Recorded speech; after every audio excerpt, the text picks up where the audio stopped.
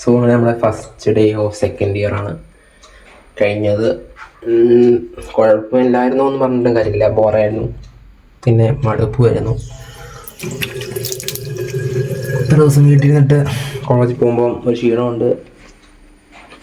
പിന്നെ ഇന്ന് അധികം പേരൊന്നും പറ്റില്ല, കാരണം നാളെ കഴിഞ്ഞ് അവധിയല്ലേ. അപ്പം അടുത്ത തിങ്കളാഴ്ച എനിക്കത്തുള്ളത്. സോ നമുക്ക് പഠിപ്പിക്കുന്നധികം നടന്നില്ലെന്ന് ശിവൻ പറഞ്ഞു ഇതുള്ളൂ.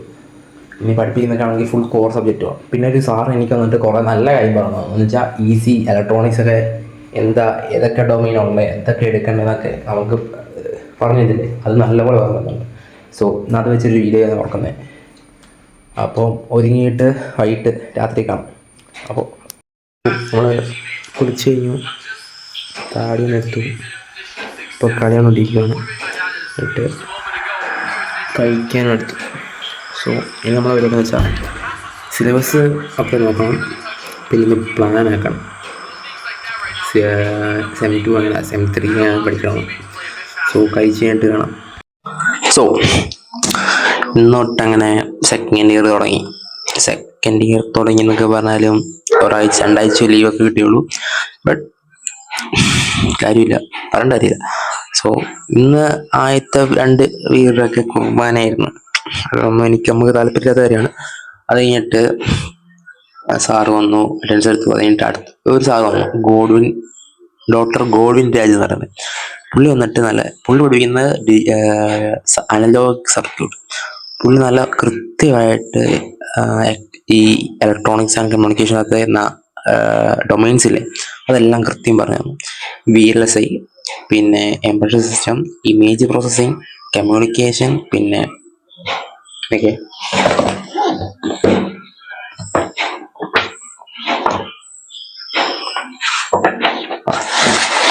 VLSI ഉണ്ട്, എംബഡഡ് സിസ്റ്റം ഉണ്ട്, ഇമേജ് പ്രോസസ്സിംഗ് ഉണ്ട്, കമ്മ്യൂണിക്കേഷൻ ഉണ്ട്, പിന്നെ ഒപ്റ്റോ ഇലക്ട്രോണിക്സ് ഉണ്ട്.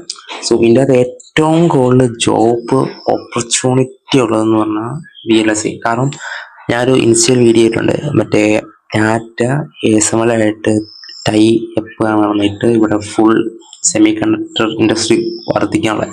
സോ അവിടെ ഒരു സ്കോപ്പ് ഉള്ളതെന്ന് പറഞ്ഞാൽ VLSI ആണ്. VLSI എന്ന് വെച്ചാൽ നമ്മൾ ഈ ഫോണിലൊക്കെ ഉപയോഗിക്കുന്ന ചിപ്പില്ലേ, അത് മാനുഫാക്ചർ ചെയ്യുന്നു. അത് മാനുഫാക്ചറിങ് എന്ന് പറയുമ്പം അതിനകത്ത് കുറേ ഓപ്പർച്യൂണിറ്റീസും, കാരണം ഇപ്പോഴും ആൾക്കാർക്ക് എല്ലായിടത്തും നോക്കിയാലും ഇലക്ട്രോണിക് സാധനങ്ങളുണ്ട്. സോ അതെന്ന് പറയുമ്പോൾ നമുക്കൊരു ഒഴിച്ചുകൂടാൻ വരെ സാധനം. അപ്പോൾ എന്തായാലും അതിന് സ്കോപ്പ് പോത്തേയില്ല. സോ അതൊരു വലിയ കാര്യമാണ്. പിന്നെ വന്ന് പറഞ്ഞാൽ എംബഡഡ് സിസ്റ്റം എന്ന് പറഞ്ഞാൽ ഈ VLSI എന്ന് പറഞ്ഞാൽ ചിപ്പ് എല്ലാം കൂടെ എംബഡ് ചെയ്തുള്ള സിസ്റ്റമാണ്. സോ ഇപ്പം ആ ചിപ്പൊക്കെ നമ്മൾ മേടിച്ചുണ്ടാക്കുന്ന ഒരു സാധനം, PCB പോലത്തെ അങ്ങനത്തെ ഒരു സാധനമാണ് എംബഡഡ് സിസ്റ്റം വരുന്നത്. ഇമേജ് പ്രോസസ്സിംഗ് എന്ന് വെച്ചാൽ ഇതൊക്കെ ഒരു എക്സ്റേ അങ്ങനത്തെ കാര്യങ്ങൾ ഉണ്ടാകുന്ന സാധനമാണ്.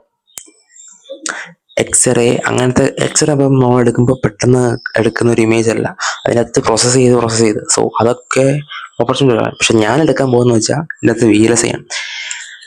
പക്ഷേ അത്രയ്ക്ക് എളുപ്പമല്ല VLSI, നല്ല പാട്.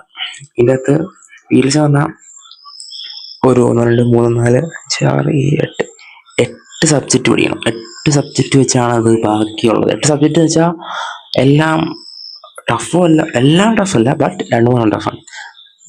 അപ്പം തന്നെ അതിൻ്റെ ഒരു ഇത് മനസ്സിലാവും. കാരണം ഇന്ത്യയിൽ നിന്നൊക്കെ VLSI, ഈ കോളേജിൽ തന്നെ VLSI കയറുന്നതൊക്കെ കുറവാണ്. കഴിഞ്ഞ ആള് പാസ്സായിരുന്നൊക്കെ പറയുന്നത് VLSI കയറുന്നത് ഒട്ടുമില്ല. അത് അവർക്ക് അതിനുള്ള ഇതല്ലെന്നല്ല, അവർ നേരത്തെ തുടങ്ങിയില്ല. സോ അത് തന്നെ എന്ന് സാറും പറഞ്ഞു, ഒരു S3 തുടങ്ങുവാണെങ്കിൽ പിന്നെയും ഒരു എളുപ്പമായിരിക്കും. അല്ലെങ്കിൽ S7 X5 second last year ഒക്കെ നോക്കാൻ പോയാൽ ഒന്നും നടക്കില്ല. സോ ഇന്നോട്ടല്ല തുടങ്ങണമെന്ന് എൻ്റെ ആഗ്രഹം, ഇന്ന് 1-ാം തീയതി കൂടെ. സോ ഞാൻ വേറൊരു കാര്യം ചെയ്തു. ഇത് നിങ്ങൾക്ക് അറിയാം, എൻ്റെ യൂട്യൂബ് ചാനൽ കിടപ്പുണ്ട് ഇതിൻ്റെ വീഡിയോ, മന്ത്ലി ട്രാക്കർ. സോ ഇതിൻ്റെ അകത്ത് നമ്മൾ ഓരോ കാര്യം എഴുതിയിട്ട് ഡേറ്റിന് നേരെ ടിക്കറ്റ് വെക്കും, ചെയ്തില്ലെങ്കിൽ ടിക്ക് ഓഫ് ആകും. സോ ഈ വർഷം ഞാൻ ഈ മാസം നന്നാക്കാൻ ഞാൻ ഉദ്ദേശിക്കുന്ന ഒരു കാര്യമാണ് ഉറക്കം ഒട്ടുമില്ല. ആദ്യം പറഞ്ഞാൽ 1 മണിയൊക്കെ നമ്മൾ കിടക്കുന്നത്, 1 മണിയാകുമ്പോൾ കിടന്നിട്ട് രാവിലെ എണീക്കുന്ന നേരം ചത്തെണീക്കും. അതുകൊണ്ട് തന്നെ എൻ്റെ ബ്രെയിനെ ബാധിക്കുന്നുണ്ട്, എൻ്റെ പ്രൊഡക്റ്റീവ്നെസ്സിനെ ബാധിക്കുന്നുണ്ട്. പിന്നെ ഫുൾ ടൈം ഫോൺ നോക്കുന്ന കാരണം ഉറക്കവുമില്ല. സോ മേടിച്ചൊരു കണ്ണാടിയാണിത്.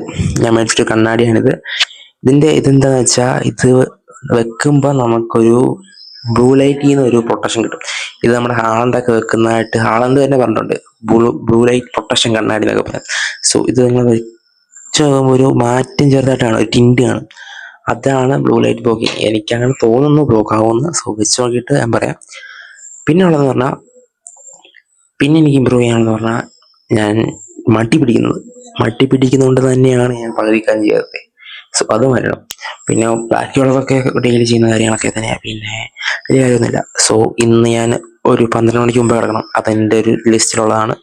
പിന്നെ ജിമ്മിൽ പോകണം, പിന്നെ പ്രോട്ടീൻ ഇൻടേക്ക്, എനിക്ക് ജിമ്മിൽ പോയിട്ട് മാത്രം കാര്യമില്ല, പ്രോട്ടീനും കൂടെ നോക്കണം. സോ അതും കൂടെ നോക്കിയിട്ട് വേണം ബാക്കി കാര്യങ്ങൾ ചെയ്യേണ്ട കാര്യമുള്ളൂ. ക്രിയേറ്റ് ചെയ്തിട്ട് കാര്യമില്ല, പ്രോട്ടീനാണ് ഏറ്റവും ബെസ്റ്റ്. സോ വീട്ടിൽ കിട്ടുന്ന പ്രോട്ടീൻ തന്നെ ഇച്ചിരി കൂട്ടണം, അതൊപ്പം നോക്കണം. പിന്നെ എത്ര മണിക്ക് ഉറങ്ങിയെന്ന് എഴുതി വെക്കണം. അതും ഒരു യൂട്യൂബില നമ്മൾ ആപ്പുണ്ട്, ആപ്പ് വെച്ചിട്ട് കണ്ടുപിടിച്ചല്ല, ആപ്പിനകത്ത് ട്രാക്ക് ചെയ്യാൻ പറ്റും. അത് ട്രാക്ക് ചെയ്തിട്ട് എത്ര മണിക്കൂർ നോക്കണം, എന്നാലോ ഇമ്പ്രൂവ് ചെയ്യാൻ പറ്റത്തുള്ളൂ. അത് നമ്മുടെ പകുതി പ്രശ്നമാണ് സ്ലീപ്പിങ്. എൻ്റെ കൂടെ പഠിക്കുന്നുണ്ട്, അവനാണെങ്കിൽ ഉറക്കം എന്ന് പറഞ്ഞ കാര്യമില്ല. അത് കാരണം തന്നെ തലവേദന, മുഖത്ത് ഫുള്ള് കുരു, ഇല്ലാത്ത കാര്യമില്ല. സോ ഉറക്കം നല്ലതാണ്, ഉറക്കമാണ് ബെസ്റ്റ് റിക്കവറി. സോ ഉറക്കം വേണം. പിന്നുള്ളതെന്ന് പറഞ്ഞാൽ ഡെയിലി യൂട്യൂബ് വീഡിയോ. എനിക്ക് ഇന്ന് തൊട്ട് ഡെയിലി യൂട്യൂബ് വീഡിയോ ഇടണമെന്നൊക്കെ ഉണ്ട്. സോ ഇന്ന് Day 1 ആണ്. സോ നിങ്ങൾ കാണുവാണെങ്കിൽ ലൈക്ക് ആൻഡ് സബ്സ്ക്രൈബ്. അപ്പോൾ നാളെ കാണാം.